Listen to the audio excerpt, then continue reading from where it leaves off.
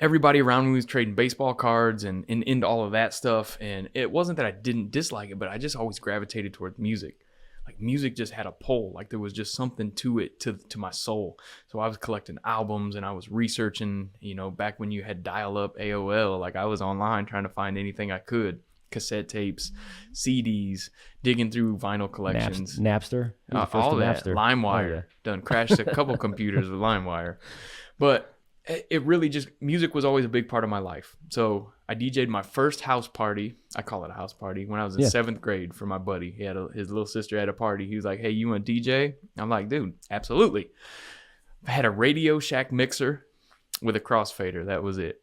And from there, like it was just instilled in me, and then that was just kind of always a part of things.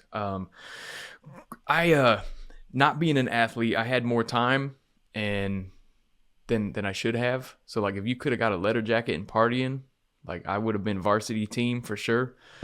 So yeah, it was great. I mean, I started working when I was 15, washing dishes at Azars in Waynedale when that was a thing. Worked at Roller Dome South. So just always had an ambition about me to want to get up and go work and earn money and do my own thing. Because I don't know where it came from, but there was just always I didn't want to hear you can't buy that or you can't do that. So I just wanted to get up and make a way for myself. Where did that come from? I was just about to say, my dad was always a business owner. So when I was little, he owned an auto repair shop off of Broadway. Mm-hmm. And then when I was 16 years old, I was working at Caramel Corn in Southtown Mall, making caramel corn. With a good friend of mine got me the job there. And because I had sort of bounced around from job to job in high school, like a lot of high school kids do. And my dad owned a trucking company here in town. It's called Davis Enterprises. We had semis, dump trucks, dozers, backhoes, all the things. And he just called me one day. He's like, hey, you're making caramel corn. You should come work for me. And I remember, and I did never forget laying under the vehicle for the first time with a guy named Clay that he hooked me up with. He was the head mechanic. And Clay looks over at me. He's like, hey, go get me a 9/16.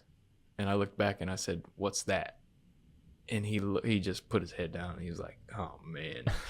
But through that, I worked for my dad for probably 7 years and started literally cleaning the toilets, degreasing motors, just doing all the grunt work, running for parts, getting lunches, doing all of that kind of stuff, and eventually worked my way up to start running full crews. We did snow plowing, so here I am 18 years old and I'm running a crew of 9 grown adult men.